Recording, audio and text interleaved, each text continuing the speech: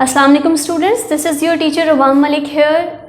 Now today's topic of our is adaptations of kidney and effect of hormones on the working of kidney. Right? इससे previously हम अपने regulatory functions of kidney पढ़ चुके हैं, उसको end कर चुके हैं, वो topic वहाँ ख़त्म हुआ है.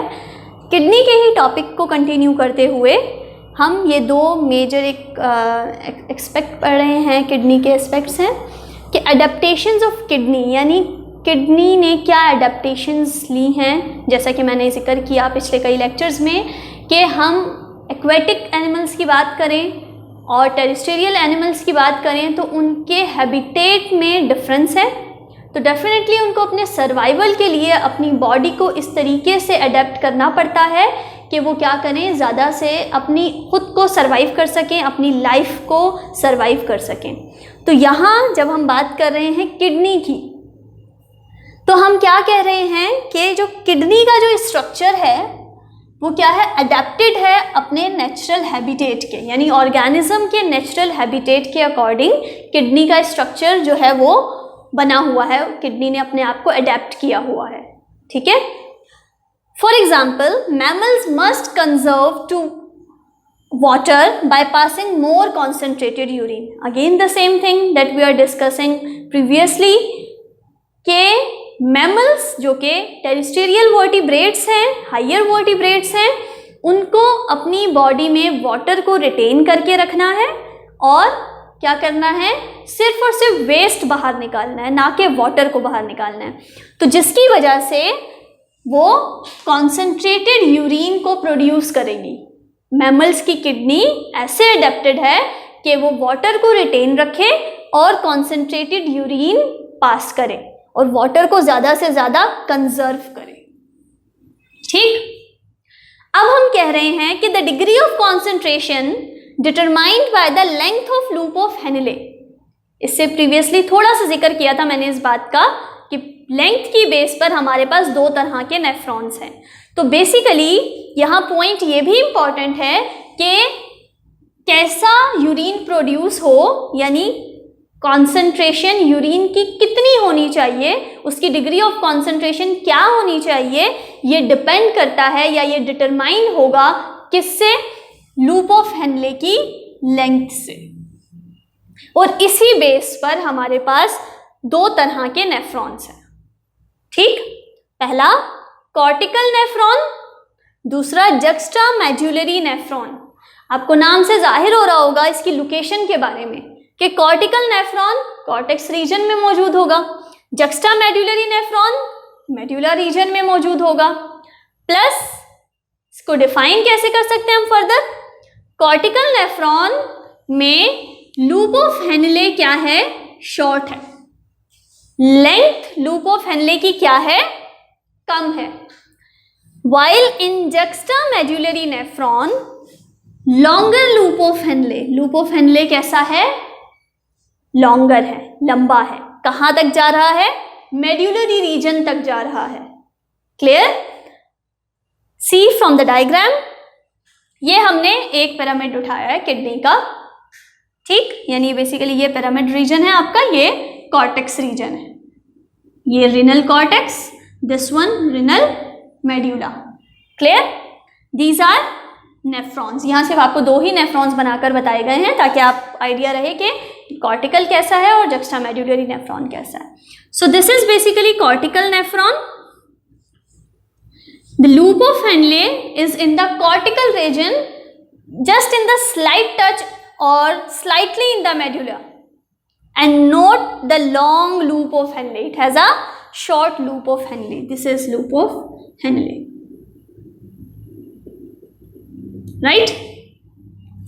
While juxtamedullary nephron has longer loop of Henle present in the medullary region. Clear? This one is collecting duct and this is pelvis region.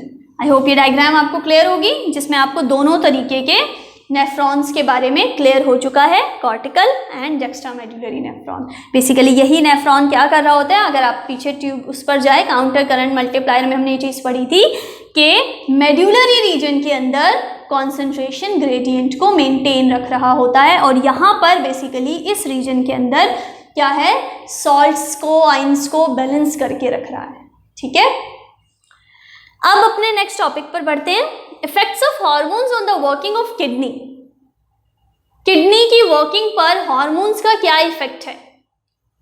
Hormones chemical messengers कहलाते हैं। हमारी बॉडी के अंदर दो तरीके से कोऑर्डिनेशन हो रही होती है, nervous coordination and chemical coordination. जब हम नर्वस कोऑर्डिनेशन की बात करते हैं तो नर्व्स, ब्रेन, स्पाइनल कोड, ये हमारे माइंड में आता है। मैसेज जाता है बॉडी में नर्व इम्पल्स के थ्रू, जो कि एक इलेक्ट्रिकल मैसेज है, इलेक्ट्रिकल सिग्नल है, वो हमारी बॉडी में नर्व्स के थ्रू, नर्व इम्पल्स के थ्रू मैसेज जाता है। जब हम बात करते हैं केमिकल कोऑर्डिनेशन की, तो उसमें जो चीज़ इन्वॉल्व होती है वो होते हैं हार्मोन्स, जो कि सिक्रीट होते हैं ग्लैंड्स से। ठीक है, वो हार्मोन्स कहलाते हैं केमिकल मैसेंजर। और हमारी बॉडी में हमारे बहुत सारे functions, metabolic activities, metabolic functions किसकी मौजूदगी में हो रहे होते हैं? इन हार्मोन्स की मौजूदगी में, यानी इन हार्मोन्स के मैसेजेस से।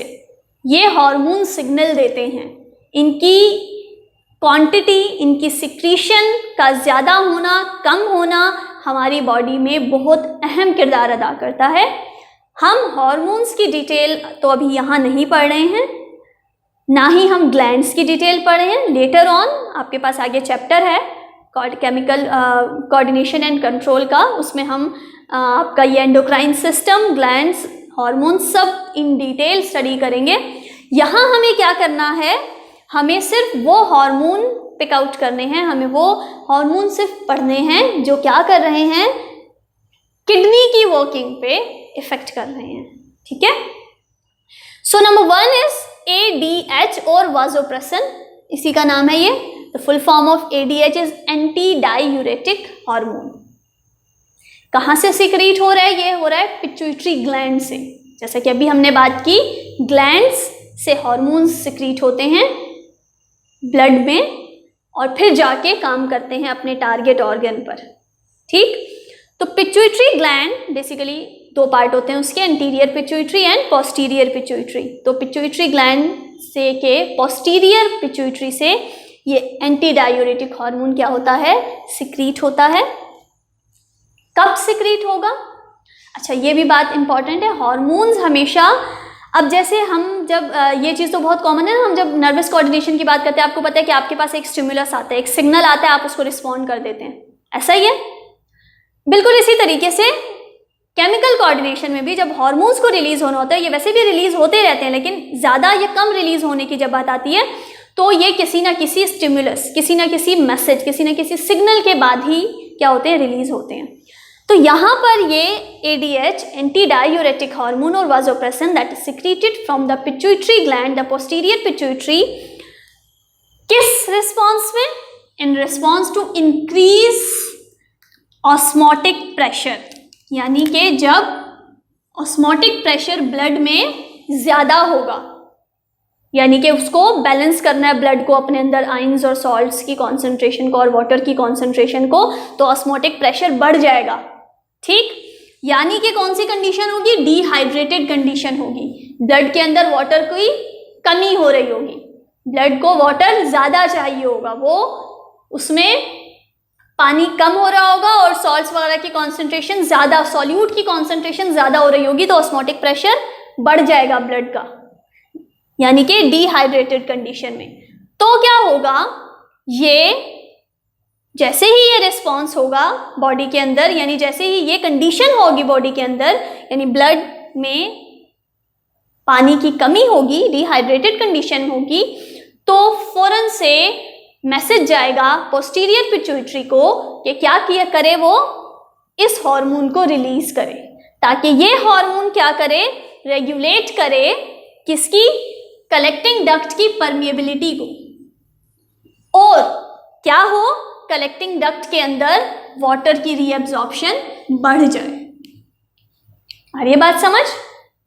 ये एंटी डायूरेटिक हार्मोन क्या करेगा, सिंपल अगर एक लाइन में हम बात करें तो एंटी डायूरेटिक हार्मोन इंक्रीज कर रहा है reabsorption of water in collecting duct, that's it. ये आपका बुलेट पॉइंट, बाकी इसकी डिटेल है।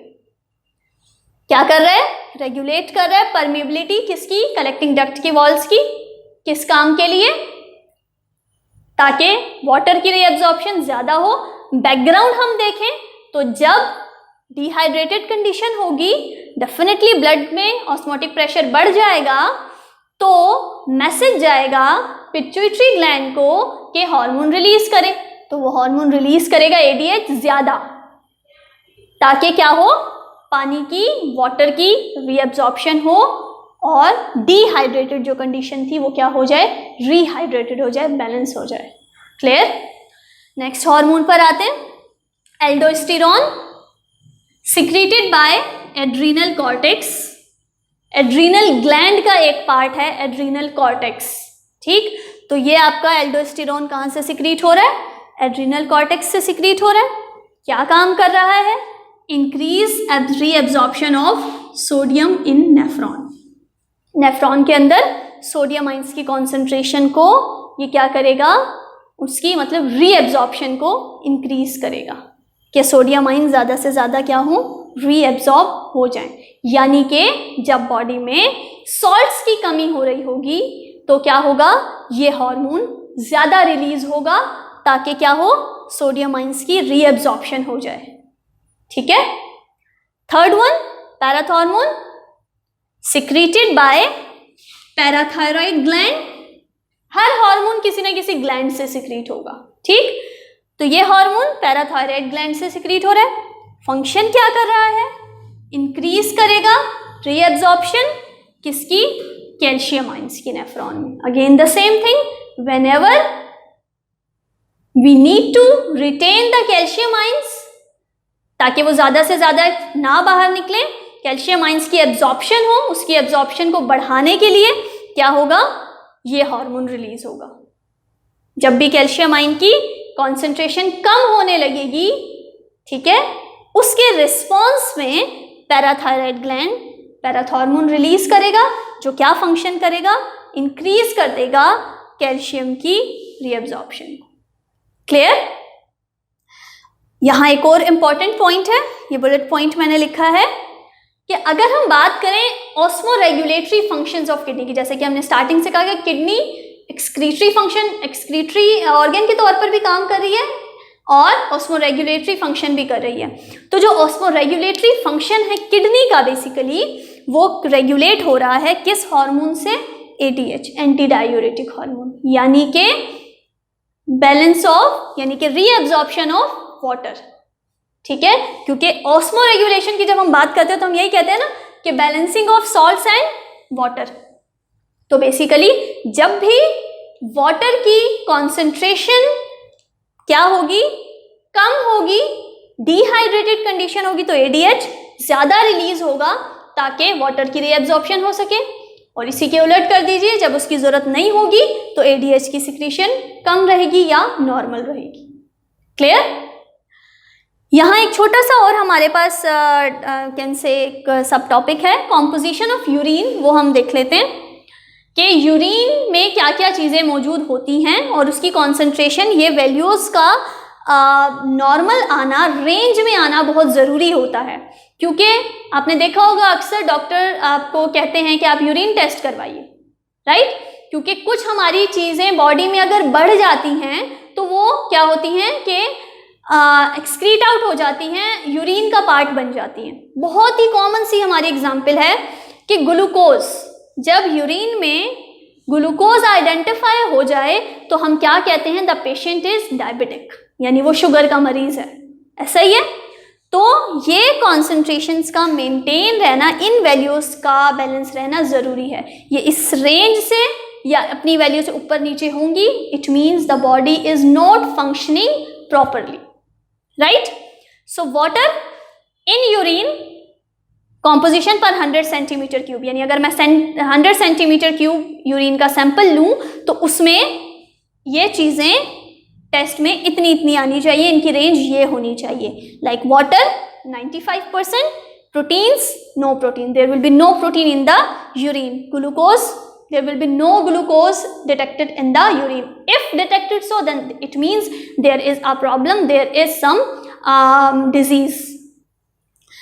Urea 2.0, creatinine 0.3 to 0.7, ammonia 0.3 to 0.7, uric acid 0.3, sodium 0.30, chloride ions 0.60, जिसमें हमारे पास बाकी और भी आइंस आ रहे हैं साथ साथ, calcium, magnesium, potassium, phosphorus sulphate, and pH of urine, pH of urine is 5. ये चीज़ें MCQs में आ सकती हैं, ठीक है.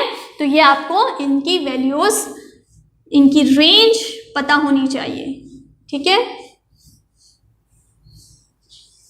क्लियर. pH यूरिन की कितनी है? 5. तो so this is about the composition of urine. तो ये टॉपिक हमारा, जो 2 सब टॉपिक, छोटे से 2 टॉपिक, एडेप्टेशंस ऑफ किडनी, जिसमें हमने टाइप्स पढ़ी नेफ्रॉन की, और साथ साथ कौन कौन से हार्मोन्स किस तरीके से इफेक्ट कर रहे हैं किडनी की फंक्शनिंग पर, किडनी के वर्किंग पर. ये हम इसको यहीं एंड करते हैं. इंशाअल्लाह ताला अपने नेक्स्ट लेक्चर में हम किडनी प्रॉब्लम्स स्टार्ट करेंगे. तब तक के लिए अल्लाह हाफिज़, अपना ख्याल रखिएगा.